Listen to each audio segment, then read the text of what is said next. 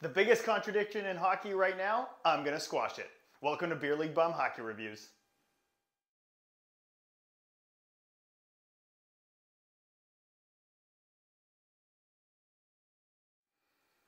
The game of hockey is ever growing, it's ever changing, it's getting faster, it's getting more skilled, it's getting more evolved than ever before. It's a game of seconds, microseconds, inches, and just downright changes all the time. And unfortunately, there's a big contradiction in hockey right now with that. What is that contradiction? It's really simple. It's all the online whining and complaining that CCM, Bauer, etc. are constantly changing their gear, trying to up their tech and releasing new stuff way too quickly. But on the other hand, everybody keeps changing that the game is getting faster, skilled, a game of inches, microseconds, speed. So what is a company to do? At the end of the day, this is the biggest contradiction in hockey. What do you expect companies to do? Well, I decided to go out and test it because I have a really fond memory of something, and I decided to pick one up because I saw it online and took advantage and wanted to see just how much it really has changed. With a game that changes yearly, sometimes mid-season things are changing and people constantly changing their technique for shooting, skating, systems, etc. What is a company to do? What expectations do we have? A game of grams, micro inches, seconds, pure speed? That's exactly what these companies are trying to accomplish, and who can blame them? You watched old school hockey recently? Have you seen how silly the game actually looks in comparison to today's game? Look, I get we're all beer leaguers and I get we're just rec hockey players, but at the end of the day, CCM, Bauer, these companies, they're targeting the NHL, and then of course it trickles down into retail. But really watch the game. You put today's sticks, today's players in those games, and they're going to score 15 goals a game. It just is what it is. But Boomer, Al MacInnis could shoot 100 miles an hour with a wood stick. Can you believe that? Yeah, but you take Al MacInnis and his 210 pounds back in the day, and you now take Elias Peterson at 170 pounds, and the guy can shoot 100 miles per hour as well. So at the end of the day, the stick technology, the training, the way these people operate in today's game are constantly improving. You now have the junior kid, 150 pounds, that can let go of a 75 to 80 mile per hour snapshot mid-stride off leg because of his stick technology.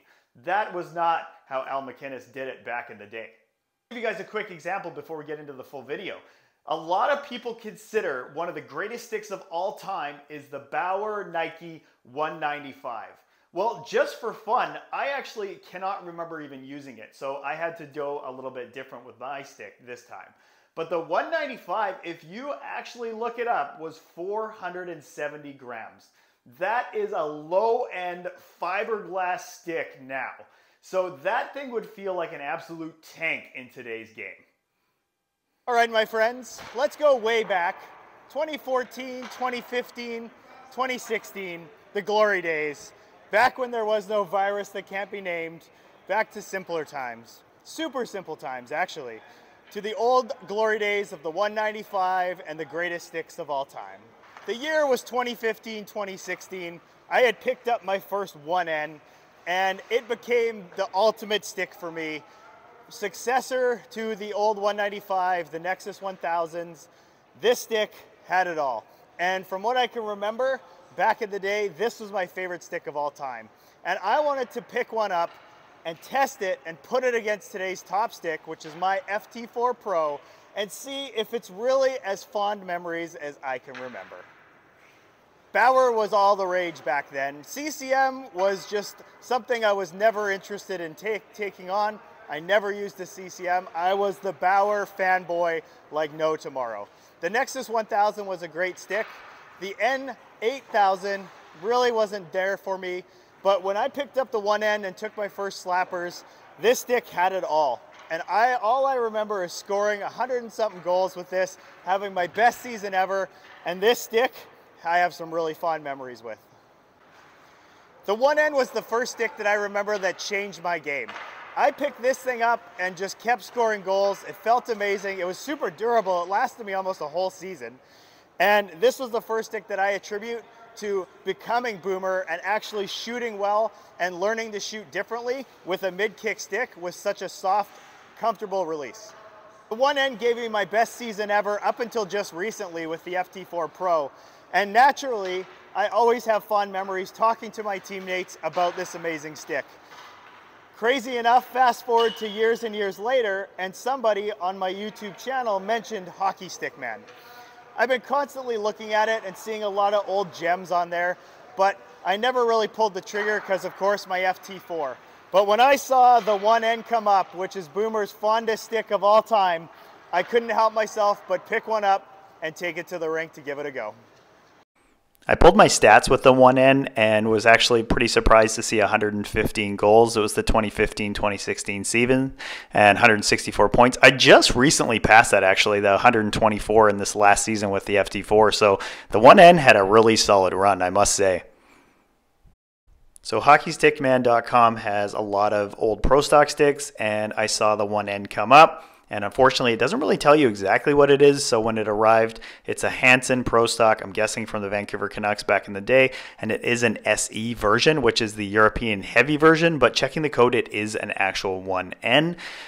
It is a little bit heavy, though. It's weighing in at the 459 grams. So it does feel a bit heavy when I'm comparing it to my FT4 Pro, of course, because that's about 380 something, I think. So naturally, I just decided to just take it out and just hit bombs, snapshots, snappers, wristers, and check the flex and feel how much power it had. And my biggest, fondest memories of the 1N are how easy it was to load and the type of flex you got out of it. And you can see it on these slappers and on some of the wristers with the big flex. Is that sweet spot tech was really easy to load. It's just a little bit labored with a heavier weight compared to the FT4, but man, does it come off hot. Like, look at the flex here on this 1N. It's unreal. So definitely has that from what I can remember, just not quite the pop of the FT4. So I couldn't really get the radar gun going here today, guys. By the way, props to my wife for sitting behind the net like a crazy person. We always check the net for safety, just so you guys know. I was able to hit 82, you know, with the 1N, but it was difficult. We couldn't get all of the shots registered, unfortunately, so I don't have a huge amount of sample. If you guys remember my FT4, I hit about 88 in a video a while back. So whenever I test sticks, guys, I always go to the training facility and just hit as many as I can, test durability, you know, flex, how the stick feels, etc. But the biggest thing that I noticed is once I took this out to the game and then I swapped back and forth between my FT4, that's where the real difference really came into play. So I had a lot of fun recently testing some sticks because I had the Swift hockey stick and the 1N. Did a lot of drop-ins and a couple of games with each one, and I actually played different periods with each stick just so I could compare them really well, because the Swift review that I just released, I really wanted to have a good idea of how that felt, especially to compare it to an older stick. Interesting enough, with the 1N, I actually struggled a little bit, so I put some highlights on here that weren't goals. They were just quick shots, you know, releases, nice goalie saves, things like that. Everybody always complains that I just put highlights on there.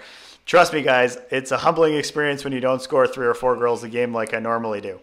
But there's a nice little play there and another goal here. So I did get a couple things with the 1N, but I did have more misses than I had actual goals. But overall, it was really fun to use again, and I missed a few shots and stuff, and it was just something I had to get used to, but that's okay. I had pretty good games, you know, nice little dekes, you know, things like that. So it was fun using an old stick and reliving my glory days of my first 100-goal season.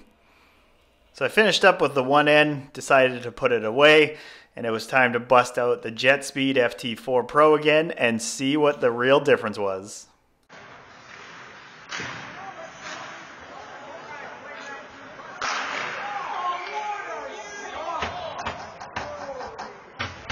So I'm out here comparing the 1N, which is 2014, 15, 16-ish, to obviously my go-to stick, the FT4. And the reason I'm trying to do that is to give you guys a good idea if it's worth picking up something from the olden days on a hockeystickman.com, which has all those available sticks. So I'm going to shoot with the FT4 Pro now. It's my go-to stick. Hopefully it holds up. It's a little older. And just compare it to those 1N and the Swift. See how it feels. So I don't need a lot of shots here, guys. I mean, I've been praising the FT4 for quite some time now. But back-to-back with the 1N, the FT4 is just easier to load. It's lighter, and it has far more kick. And that's just the way she goes. And it was really noticeable going back and forth. The instant puck speed changed right away. Some of these that go off the crossbar are much, much faster and much harder. And you can actually see it on camera. So there's definitely a difference from the 6, 7, 8-year-old stick technology to today. All right, guys, so just a couple FT4 highlights. Obviously, don't need to really sell anybody on this stick. It's just my personal preference, but it was quite a massive difference in terms of performance. Like on this shot, just off the draw there, just in the net, like right away, nothing to it at all. And then this is where it really highlighted it for me, guys. I drilled this goalie, and I really didn't mean to, and I apologized and made sure he was okay, and not glorifying hitting the goalie by any means. But I'm just saying that the FT4 over the 1N turns my shot from 80 miles an hour to almost 90 miles an hour. And in a beer league rec hockey game, that's pretty much a weapon. So the end of the day, as you can see this shot, you cannot see it. It hits the goalie right away, and I felt really bad, and I'm glad that he was okay. I even checked in with him after the game, but it just shows how much this stick will add to my shot over the 1N. Yikes, I know sometimes I get carried away with my shot. He was okay. I checked in like 8 times. And even after the game, I went up to him personally and, said I was extremely sorry. He was really good about it, actually. Sometimes goalies get a little bit upset and totally get it. Did not mean to drill him. So, end of the day here, guys, where are we at? And we've got the biggest contradiction in hockey is that sticks don't need to evolve every 6 to 12 months. Skate tech, gear doesn't need to be lighter, fancy foams and all that type of stuff. But this game is changing, and as it changes each year and players get better, training improves and technology improves and gear continues to evolve, and the game itself and what you're trying to accomplish continues to evolve. It's a lot of fun to test this new stuff, and it was even more fun to grab my Glory Day stick, the 1N, and pin it against my personal top end stick right now, and just see the difference and just see what has changed over the last 6 or 7 years. And it was a significant difference overall. As much as I love the 1N, it was extremely durable stick too, actually. So just keep that in mind. Your old sticks were probably more durable. The performance just isn't quite what it is now. But gear is changing, guys, and if you want to be better, that's what this channel really is about. It's testing gear and seeing if it's the best and see if it kind of changes your game. And look, let's be honest, there is some gems, but there's also some dumpster fire attempts from Bauer, CCM, and alike to bring gear that isn't actually meeting the best specs, or it isn't as good as the old. So that's what I'm here for, guys, is I want to test it. I want to show you and tell you what the best stuff is to actually improve your game and what you should be avoiding. So final thoughts coming up. All right, guys, just finished up testing today. It was my old versus new video. My fond memories of the Nexus 1N and how amazing it was to load and what a great shooter stick it was versus my current top end, my FT4 Pro. The gem of a stick. I cannot let this thing go. I just keep going back to it. And what's the final verdict here? At the end of the day, the glory days, they were the glory days, unfortunately. As much as this stick, when I picked it up after using the Swift, had more pop, better load, more kick, when comparing to the new FT4 Pro, this stick is heavy, it's labored, it doesn't have the same kick or recoil, and overall, it's just not the same gem that I unfortunately remember. Hockey Stick Man has a lot of sticks, a lot of pro stock, a lot of stuff available. And if you do want to live the glory days, picking this thing up, I still felt it held some merit. I still enjoyed it. I still like shooting with it. And to be honest, I'll definitely rock it in a game. But at the end of the day, it doesn't hold much of a candle to the top stick, which is the FT4. This just recoils harder. It's much lighter. Only 380 something grams. This was 460.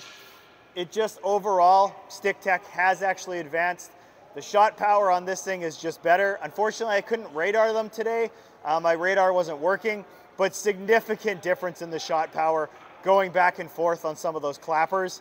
And it is what it is. So I love the old Nexus. I love the old Bauers. I really wish I could relive those glory days. But at the end of the day, The FT4 Pro is truly king, and it never will be decrowned, maybe by the FT5. Thanks for watching, guys.